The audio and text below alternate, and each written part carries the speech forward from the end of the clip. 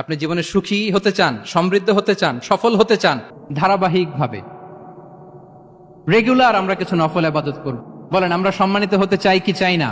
হয় আল্লাহর হাবিব সাল্লাল্লাহু আলাইহি ওয়া আলিহি ওয়াসাল্লাম বলেন, যে ব্যক্তি জ্ঞানের পথে অগ্রসর হয় সে মূলত জান্নাতের পথেই অগ্রসর হয়। মান সালাকা তরিকান ইয়ালতামিসু ফীহি ইলমান সাহালাল্লাহু লাহু তরিকান ইলাল জান্নাহ। যে জ্ঞান অর্জনের জন্য সামনে আগায় সে মূলত জান্নাতের দিকে আগায়। আল্লাহু আকবার। ইসলামের একটা বিধান হচ্ছে আত-তাইসির, ফ্লেক্সিবিলিটি। মানুষের সুবিধা অসুবিধা এটা ইসলাম আমলে নেয়। কতটা আমলে নেয় ছোট্ট একটা উদাহরণ দিলে আমরা বুঝতে পারবো। রাসূল সাল্লাল্লাহু আলাইহি ওয়াসাল্লাম সাহাবাদেরকে নিয়ে একবার বসা, হঠাৎ করে এক সাহাবী এসে বললেন, ইয়া রাসূলুল্লাহ হালাকতু ইয়া রাসূলুল্লাহ, হে আল্লাহর রাসূল আমি তো শেষ। রাসূল সাল্লাল্লাহু আলাইহি ওয়াসাল্লাম বললেন, তুমি শেষ, তোমার আবার কি হলো? তো সাহাবী বলেন, ওয়াকাআতু আলা ইমরাআতি ফি রমাদান, আমি রমজান মাসে দিনের বেলায় আমার স্ত্রীর সাথে ফিজিক্যাল ইন্টিমেসিতে চলে গেছে, ভুল করে ফেলছি।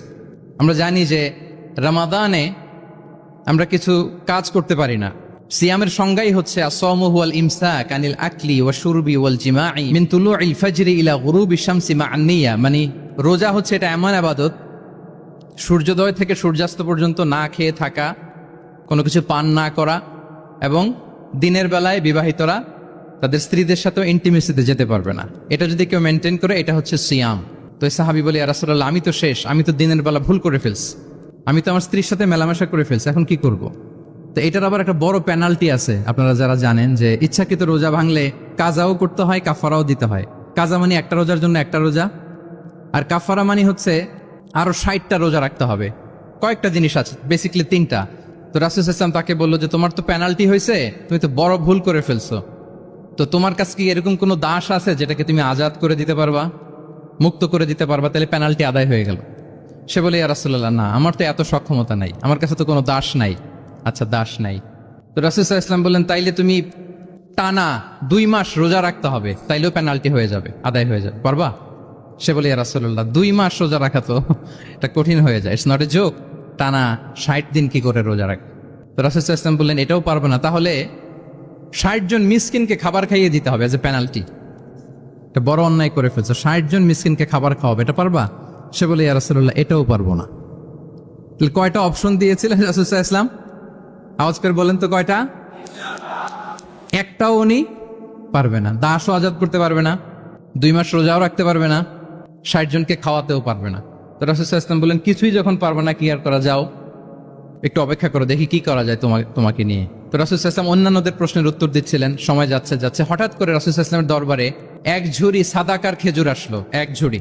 তো সাদাকার এক ঝুড়ি খেজুর দেখে রাসূল সাল্লাল্লাহু আলাইহি ওয়াসাল্লাম বললেন ওই ব্যক্তিকে ডাকো যার কিছু নাই, কিছুই করতে পারবে না। ডেকে আনা হলো। রাসূল সাল্লাল্লাহু আলাইহি ওয়াসাল্লাম বললেন যাও, তুমি তো কিছুই করতে পারবে না, এই এক ঝুড়ি চ্যারিটির খেজুর, সাদাকার খেজুর তুমি গরিবদের মাঝে বিতরণ করে দাও, তাসাদ্দাক বিহা, এটা বিতরণ করে দাও, তাইলে আশা করি আল্লাহ তোমাকে মাফ করবে। তো এই সাহাবী বলে, ইয়া রাসূলুল্লাহ আলা আফকারা মিন্না ইয়া রাসূলুল্লাহ, আমার চেয়েও গরিব কাউকে খুঁজে বের করে দান করতে হবে? তো রাসূল সাল্লাল্লাহু আলাইহি ওয়াসাল্লাম বললেন হ্যাঁ, গরিবকেই তো দিতে হবে। তো উনি বললেন যে রাসূলুল্লাহ পুরো মদিনার তল্লাটে আমার চাইতে গরিব কেউ আর নাই, আমি সবচাইতে গরিব। ফাদাহিকা রাসূলুল্লাহ হাত্তা বাদাত আনিয়াবু, একথা শুনে রাসূল সাল্লাল্লাহু আলাইহি ওয়াসাল্লাম হেসে দিলেন। এত হেসে দিলেন যে রাসূল সাল্লাল্লাহু আলাইহি ওয়াসাল্লাম এই পাশের চোয়ালের দাঁত দেখা গেল। এত বেশি হাসেন না উনি, নিজেকে ধরে রাখতে পারলেন না, হাসি আটকে রাখতে পারলেন না। ফাদাহিকা রাসূলুল্লাহ, হেসে দিলেন। হাত্তা বাদাত আনিয়াবু, ওনার দাঁতের এ পাশ ও পাশ দেখা গেল। তো রাসূল সাল্লাল্লাহু আলাইহি ওয়াসাল্লাম বললেন যাও, দাস মুক্তি করতে পারবে না, 2 মাস রোজাও রাখতে পারবে না, তারপরে 60 জনকে খাবারও খাওয়াতে পারবে না, এখন দিলাম চ্যারিটির এক ঝুড়ি খেজুর, এটা গরিবদের মধ্যে দান করে দাও। তুমি বলো যে তোমার চেয়ে গরিব আর কেউ নাই, তো কি করা, যাও তুমি তোমার ফ্যামিলি নিয়ে এটা খাও, তোমার ফ্যামিলির মেম্বার্স যারা আছে এদেরকে নিয়ে এটা কি করো, খাও। দেখেন আমাদের সুবিধা অসুবিধাকে ইসলাম কতটা বিবেচনায় নেয়। আসছিল পেনাল্টি দিতে, কথা বুঝতেছেন আমার? ওই সাহাবী রাসূল সাল্লাল্লাহু আলাইহি ওয়াসাল্লামের কাছে আসছিল কি দিতে? পেনাল্টি। এখন নিয়ে গেল কি? এক ঝুড়ি। আল্লাহু আকবার পড়বেন না? অন টাইমে আমাদেরকে সালাত আদায় করতে হবে, times prayer on time. Push yourself to go to mosque for offering salah, নিজেকে পুশ করতে হবে। প্রথম হিসেব নিবেন, এনএসইউর যুবক ভাইয়েরা আমার দিকে তাকান, প্রথম আল্লাহ তাআলা হিসেব নিবেন কিয়ামতের ময়দানে এই সালাতের। আউয়ালু মা ইউহাসাবু বিহিল আবদু ইয়াউমাল কিয়ামাতি আস-সালাহ, সর্বপ্রথম আল্লাহ তাআলা এই সালাতের হিসাব নেবেন। এই সালাতের হিসেব যদি আমরা সুন্দর করে দিতে পারি, সব সুন্দর হয়ে যাবে। এবং ঈমান আর কুফরের মাঝে পার্থক্য হচ্ছে এই সালাহ। আওয়াজ করে বলুন, ঈমান আর কুফরের মাঝে পার্থক্য কি? এটাতে কোনো ছাড় নাই, compulsory. Push yourself to offer Salah on time.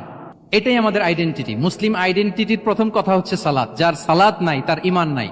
আওয়াজ করে বলেন, যার সালাত নাই তার কি নাই? আমাদের অনেক তরুণরা মুসলিম উম্মার মুক্তি কিভাবে হবে এটা নিয়ে খুব পেরেশান, কিন্তু সালাতের ব্যাপারে উদাসীন। এরকম আছে না নাই? এটা হইল? এটা যায়? হ্যাঁ, যে ব্যক্তি মুসলিম উম্মার মুক্তি নিয়ে টেন্সড, সে সালাতে উদাসীন, এটা মেনে নেওয়া যায় না। তাহলে মুসলিম আইডেন্টিটি প্রোটেক্ট করতে হলে সর্বপ্রথম আমাদেরকে সালাতে যত্নবান হতে হবে, 1 নাম্বার। 2 নাম্বার হচ্ছে আল কোরআন আল কারীমের সাথে আমাদের অ্যাটাচমেন্টটাকে মজবুত করতে হবে। 1 নাম্বার হচ্ছে সালাত, মুসলিম আইডেন্টিটির। 2 নাম্বার হচ্ছে কোরআন। আওয়াজ করে বলেন, 2 নাম্বার কি? কোরআনের সাথে আমাদের অ্যাটাচমেন্ট বাড়াইতে হবে। অনেকের কোরআনের ইন ডেপথ নলেজ অনেক ভালো, কোরআনের রিফ্লেকশন গুলো খুব ভালো জানে, কিন্তু কোরআন তেলাওয়াতের বেহাল দশা। এরকম আছে না? আবার আমাদের অনেক ভাইদের কোরআন তেলাওয়াত মাশাআল্লাহ খুব বিশুদ্ধ, কিন্তু তার আবার কোরআনের রিফ্লেকশন গুলো জানা নাই। দুইটাই আমাদের জন্য crisis. Recitation and reflection both are needed. দুইটাই লাগবে। যে প্রজন্ম কোরআন জানে না তারা কখনো সফল হতে পারে না। আই রিপিট, আমি আবারও বলছি, যে প্রজন্ম কোরআন জানে না তারা কখনো সফল হতে পারে। তাহলে আমাদের মুসলিম আইডেন্টিটিকে যদি প্রিজার্ভ করতে হয়, প্রোটেক্ট করতে হয়, প্রথমে আমাদেরকে সালাতের ব্যাপারে সোচ্চার হইতে হবে, সচেতন হইতে হবে। 2 নম্বরে কোরআনের সাথে আমাদেরকে অ্যাটাচমেন্ট বাড়াইতে হবে। কোরআন যেমনি বিশুদ্ধভাবে আমার আবৃত্তি করতে, তেলাওয়াত করতে জানতে হবে, আবার কোরআনের রিফ্লেকশন গুলো, কোরআনের শিক্ষাগুলো আমাদেরকে জানতে হবে। দুটো গেল।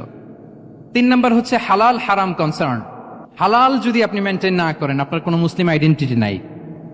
আল্লাহ বলছেন, কুলু মিম্মা ফিল আরদি হালালান তাইয়্যিবা। এই জমিনে যেগুলোকে আমি হালাল করেছি এগুলো তোমরা কনজিউম করো। সম্মানিত শুধু খেয়াল রাখবেন, হালালের ভেতরেই বরকত আছে। হালালে কি আছে? হারামে কোনো বরকত নেই। হারামে আছে সাময়িক উত্তেজনা আর উন্মাদনা, কিন্তু হালাল এর ভেতরে আল্লাহ তাআলা বারাকা ঢুকিয়ে দিয়েছেন। তাহলে আমরা হালাল কনজিউম করব, কি বলেন?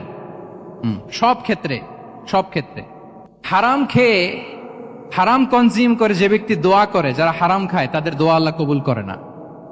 এবং হারাম খেয়ে বর্ধিষ্ণু দেহ আল্লাহর জান্নাতে প্রবেশ করবে না। লা ইয়াদখুলুল জান্নাতা জাসাদুন গুযিয়া বিল হারাম। হারাম খেয়ে যে দেহ নাদুস নুদুস হয়েছে, ওই দেহ কখনো আল্লাহর জান্নাতে প্রবেশ করবে না। এজন্য খবরদার, আমাদের সবকিছু আমরা হালাল দিয়ে সাজাবো ইনশাআল্লাহ। বলেন সবাই। আমাদের অনেকে একটা ভুল করে, সেটা হচ্ছে অনেকে খাবারের ক্ষেত্রে খুব কনসার্ন, যেটা হালাল হইতে হবে, যেটা আমি কনজিউম করব এটার ব্যাপারে খুব কনসার্ন, কিন্তু অন্যান্য বিষয়ে তার আর কোনো খেয়াল নাই, ভ্রুক্ষেপ নাই। এরকম আছে না নাই? বলেন। আমাদের সরকারি বিভিন্ন অফিসগুলোতে ঘুষ আছে না? ঘুষ আছে। দেখবেন সরকারি অনেক হিন্দু কর্মকর্তা গরুর গোশত খায় না। কেন খায় না? তার ধর্মে এটা নিষেধ, গরু খেতে চায় না। আচ্ছা, আবার সরকারি অফিসগুলোর অনেক মুসলিম কর্মকর্তা দেখবেন সরকারি কাজে থাইল্যান্ড গিয়েছে, চায়না গিয়েছে, খুঁজে খুঁজে হালাল রেস্টুরেন্ট খোঁজে। ওয়াইন খায় না, পর্ক খায় না। কারণ কেন খায় না? এটা ইসলামে নিষেধ। কিন্তু 2 অফিসারই, মুসলিম অফিসার, হিন্দু অফিসার, 2জনই আবার ঘুষ খায়। হয় না এরকম? হিন্দু অফিসার গরুর গোশ খায় না, তার ধর্মে নিষেধ। মুসলিম অফিসার ওয়াইন খায় না, পর্ক খায় না, তার ধর্মের নিষেধ। তো ঘুষও তো 2 ধর্মের নিষেধ, কি বলেন? তাহলে যেটা খাবো, কনজিউম করবো, শুধু এটার ব্যাপারেই কি হালাল? না। ইউর ইনকাম শুড বি হালাল, ইউর ফ্যাশন শুড বি হালাল, ইউর এন্টারটেইনমেন্ট শুড বি হালাল, ইউর রিলেশনশিপ শুড বি হালাল। আপনার রিলেশনশিপও কি হইতে হবে? এই তো আসল জায়গায় চলে আসছি এখন। হালাল রিলেশনশিপ কোনটা? বিয়ে। এই পবিত্র বিয়ের মাধ্যমে আমরা এই হালাল রিলেশনশিপকে উপভোগ করতে পারবো। এর বাইরে আর কোনো রিলেশনশিপে যাওয়া যাবে? হ্যাঁ। প্রি ম্যারিজ রিলেশনশিপ, এটা কি হালাল না হারাম? হ্যাঁ, ফতোয়া আপনারাই দিয়ে দিচ্ছেন। বলেন, বিবাহ বহির্ভূত যে কোনো রিলেশনশিপ হালাল নাকি হারাম? এক্সট্রা ম্যারিটাল যে কোনো রিলেশনশিপ বলেন, হালাল নাকি হারাম? সাবধান হইতে হবে। মুসলিম আইডেন্টিটি রক্ষায় প্রথমে কি বলেছিলাম? সালাত, 2 নম্বরে অ্যাটাচমেন্ট উইথ কোরআন, 3 নম্বরে কি? হ্যাঁ, হালাল মেনটেন করতে হবে। আচ্ছা গেল। 4 নাম্বার হচ্ছে আমাদের একটা গুড সার্কেল মেনটেন করতে হবে। Always engage with good circle, maintain a good circle. যত টক্সিক পিপল আছে এদেরকে ইগনোর করবেন, দূরে থাকবেন। আপনাকেও ভালো করতে দিবে না, নিজেরাও ভালো থাকবে না, এরকম আছে না নাই? ভালো স্টাডি সার্কেল মেনটেন করব আমরা। দিনের মৌলিক বিষয়গুলো শেখার জন্য একটা ভালো সার্কেল মেনটেন করব। এমন সার্কেলে থাকবেন, এমন লোককে বন্ধু বানাবেন যাকে দেখলেই আল্লাহর কথা স্মরণ হয়। কি বলেন? এরকম একটা ভালো পরিবেশ খুঁজে নেন, একটা দ্বীনি সার্কেল খুঁজে নেন। Never stop learning Islamic knowledge. যারা এই যে নলেজ শেয়ারিং সেশন করে, ইসলামিক হালাকা করে, কোরআনিক স্টাডি সার্কেল করে, এই সার্কেলগুলোর সাথে আমরা থাকবো ইনশাআল্লাহ। কি বলেন? সবাই থাকবেন তো? তা না হলে মুসলিম আইডেন্টিটি আমরা প্রোটেক্ট করতে পারবো। আচ্ছা, 5 নম্বরে হচ্ছে এঙ্গেজ উইথ গুড ওয়ার্ক। কল্যাণমূলক কাজের সাথে নিজেকে আমরা জড়িয়ে রাখবো। এই যে টাইমটা আপনার লাইফের সবচেয়ে ক্রিম টাইম আপনি পার করছেন, বেশিরভাগ শ্রোতাই তো এখানে তরুণ এবং যুবক, এই সময় আপনি আর পাবেন না, কখনো পাবেন না। এই টাইমটাকে যেন আমরা কাজে লাগাই। এমন সময় আপনারা পার করছেন, আপনারা চাইলে বাতাসের গতিকে আপনারা পাল্টে দিতে পারেন, সাগরের স্রোতকে উল্টে দিতে পারেন, আপনারা চাইলে ইতিহাস গড়তে পারেন। এই যে 24-এর এই যে আপরাইজিং হলো, কারা করেছে এটা? হ্যাঁ, প্রবীণরা না নবীনরা? বলেন তো। এই যে আবু সাইদ বুক টান টান করে যে দাঁড়িয়েছে, সে কি বুড়া মানুষ ছিল না যুবক ছিল আপনাদের মতো? আল্লাহ রাসূল সাল্লাল্লাহু আলাইহি ওয়া আলিহি ওয়াসাল্লাম তিনি বলেন, ইগতানিম খামসান ক্বাবলা খামসিন। 5 জিনিস ফুরিয়ে যাওয়ার আগে 5 জিনিসকে গনিমত মনে করো, গুরুত্বপূর্ণ মনে করো। এর মধ্যে একটা হচ্ছে শাবাবাকা ক্বাবলা হারামিক। তোমার বার্ধক্য আসার আগে তোমার এই যৌবনকে, প্রৌঢ়ত্বের আগে এই যৌবনকে কাজে লাগাও। এবং কিয়ামতের দিন আল্লাহ তাআলা 7 শ্রেণীর ব্যক্তিকে তার সুশীতল আরশের নিচে ছায়া দিবেন, যেদিন আল্লাহর আরশের সুশীতল ঠান্ডা ছায়া ছাড়া আর কোনো ছায়ার ব্যবস্থা থাকবে না। ওই 7 শ্রেণীর ব্যক্তির মধ্যে এক ব্যক্তি হচ্ছে ওয়াশাবুন নাশাআ ফি ইবাদাতিল্লাহ। এমন যুবক যে আল্লাহর ইবাদতে তার যৌবনকে কাটিয়েছে। বলেন, ওইরকম যুবক হতে আমরা চাই কি চাই না? তাহলে আমাদের এই যৌবনকে আমরা কাজে লাগাবো। 6 নম্বরে হচ্ছে কনসিস্টেন্সি, ধারাবাহিকতা। আরবিতে বলে আল মুদাওয়ামা। এই যে আজকে মাশায়েখরা এখানে কথা বলবেন, এত মোটিভেটেড হইছেন, কালকে থেকে মাশাআল্লাহ নামাজ, নফল রোজা, কোরআন তেলাওয়াত শুরু করছেন, কিন্তু 10 দিন পরে আবার শেষ, 1 সপ্তাহ পরে আবার আর নাই মোটিভেশন। এরকম হয় কি হয় না? আমরা কি শুধু 7 দিনের জন্য মোটিভেশন নেব আজকের কনফারেন্স থেকে, নাকি আজীবনের জন্য নেব? আজীবনের জন্য নেব। ধারাবাহিকভাবে রেগুলার আমরা কিছু নফল ইবাদত করব, রেগুলার আমরা আধা পৃষ্ঠা হলেও আল্লাহর কিতাব কোরআন তেলাওয়াত করব, প্রতিদিন 2টি আয়াত হলেও আমরা অর্থ পড়ব, একটি হলেও আল্লাহ রাসূল সাল্লাল্লাহু আলাইহি ওয়াসাল্লামের হাদিস আমরা পড়ব। তাহলে ধারাবাহিক আমল আল্লাহর কাছে খুব প্রিয়। আহাব্বুল আ'মালি ইলাল্লাহি আদওয়ামুহা ওয়া ইন কাল্লা। রাসূল সাল্লাল্লাহু আলাইহি ওয়াসাল্লাম বলেন, আল্লাহর কাছে সবচাইতে প্রিয় আমল ওইটা যেটা আমার বান্দা নিয়মিত করে, ধারাবাহিকভাবে করে, যদিও পরিমাণে ওইটা অল্প, যদিও পরিমাণে সেটা কি অল্প। তাহলে এই মোটিভেশনকে আমরা কন্টিনিউ করব ইনশাআল্লাহ। বলেন সবাই। সব শেষে খুবই গুরুত্বপূর্ণ হাম্বলনেস, বিনয় থাকতে হবে আমাদের, ডাউন টু আর্থ হইতে হবে। আমাদের মুসলিম আইডেন্টিটির সাথে অ্যারোগেন্সের কোনো সম্পর্ক নাই। ওমা তাওয়াদা আহাদুন লিল্লাহি ইল্লা রাফাআহুল্লাহ। রাসূল সাল্লাল্লাহু আলাইহি ওয়াসাল্লাম বলেন, যে আল্লাহর জন্য বিনয়ী হয়, নিচু হয়, আল্লাহ তাকে সম্মানিত করেন। বলেন, আমরা সম্মানিত হতে চাই কি চাই না? রাসূল সাল্লাল্লাহু আলাইহি ওয়াসাল্লাম দোয়া করতেন, আল্লাহুম্মা জাআলনি সাবুরা ওয়া জাআলনি শাকুরা ওয়া জাআলনি ফি আইনি সাগীরা ওয়া ফি আয়ুনিন নাসি কাবীরা। হে আল্লাহ, আপনি আমাকে শুকরগুজার বান্দা বানান। হে আল্লাহ, আপনি আমাকে ধৈর্যশীল বান্দা বানান। হে আল্লাহ, আপনি আমাকে আমার নিজের চোখে আমাকে ছোট বানান, মানুষের চোখে আপনি আমাকে বড় বানান। রাসূল সাল্লাল্লাহু আলাইহি ওয়াসাল্লাম নিজ চোখে ছোট থাকতে চেয়েছেন, ফলে গোটা বিশ্বের চোখে রাসূল সাল্লাল্লাহু আলাইহি ওয়াসাল্লামকে বড় মহামানব বানিয়েছেন কে? এখন আপনি নিজের চোখেই যদি বলেন যে আমি অনেক বড়, তাহলে হবে না। এই হাম্বলনেসটা আমাদের থাকতে হবে। সম্মানিত ভাইয়েরা, আমাদের অনেক তরুণদেরকে আমি দেখি যে নতুন দিনে ফিরেছে, নতুন তার মধ্যে উপলব্ধি আসছে, রিয়েলাইজেশন আসছে যে আগে রং ট্র্যাকে ছিলাম, এখন রাইট ট্র্যাকে আসতে চাই, ইসলামকে অনুশীলন করতে চাই। আলহামদুলিল্লাহ, খুব ভালো। তো তার যখন রিয়েলাইজেশন আসছে, সে কিছু পড়াশোনা শুরু করে দেয়, কিছু পড়াশোনা করে, কিছু স্কলারসদের লেকচার শুনে। তো অনেক তরুণের মধ্যে এই সমস্যাটা একটা কমন ফেনোমেনা, যে একটু পড়াশোনা করে, একটু কিছু স্কলারসদের লেকচার শুনেই ও মনে করে যে আমি সব জেনে গেছি। কি মনে করে? আমি সব জেনে গেছি। এরপরে এখানেই ক্ষান্ত হয় না, এরপরে সে ভুল ধরতে আরম্ভ করে স্কলারসদের। সে বলে যে উনি এই ভুল করছে, উনি এই ভুল করছে, উনি ভ্রান্ত, উনি বাতিল। এরকম একটা কমন ফেনোমেন আমাদের মধ্যে আছে না নাই বলেন? না, অ্যাবসলিউটলি রং। শিক্ষানবিশ যারা, তারা এটা করবে না। কিছুই শিখেননি আপনি, কিছুই জানেননি এখনো, অনেক দূর যেতে হবে আপনাকে। কোনো বিষয়ে কমেন্টস করতে গেলে, কোনো ইস্যু নিয়ে আপনাকে মন্তব্য করতে গেলে আপনাকে অগাধ পাণ্ডিত্য অর্জন করতে হবে, তারপরে আপনি সে বিষয়ে কথা বলতে পারবেন। তাহলে এই জাতীয় অ্যাটিটিউড যেন কখনো, এগুলো শয়তান করে, এই অ্যাটিটিউড যদি আমার মধ্যে ঢুকে, আপনি হয়তো ইসলাম থেকেও দূরে সরে যাবেন। আল্লাহ এই ধরনের অ্যাটিটিউড থেকে আমাদেরকে হেফাজত করুক, আমরা পড়ি আমিন। তাহলে সম্মানিত সুধী, being proud of our Muslim identity, এই টপিক নিয়ে আমি দুইটা বিষয়ে কথা বলেছি, যে আমরা কিভাবে আমাদের এই মুসলিম আইডেন্টিটিকে প্রিজার্ভ করবো, প্রোটেক্ট করব, আর কেন আমাদের এই মুসলিম আইডেন্টিটি নিয়ে গর্ববোধ করা উচিত। সম্মানিত সুধী মণ্ডলী, ইসলাম হচ্ছে আমাদের কোর আইডেন্টিটি, এবং ওমরে ফারুক রাদিয়াল্লাহু তাআলা আনহু বলেছেন, এখানে ইসলামই আমার সম্মান, ইসলামই আমার ইজ্জত। ইসলামের বাইরে যেয়ে যদি আমরা ইজ্জত খুঁজতে চাই, আমাদেরকে আল্লাহ তাআলা অপমানিত করবেন।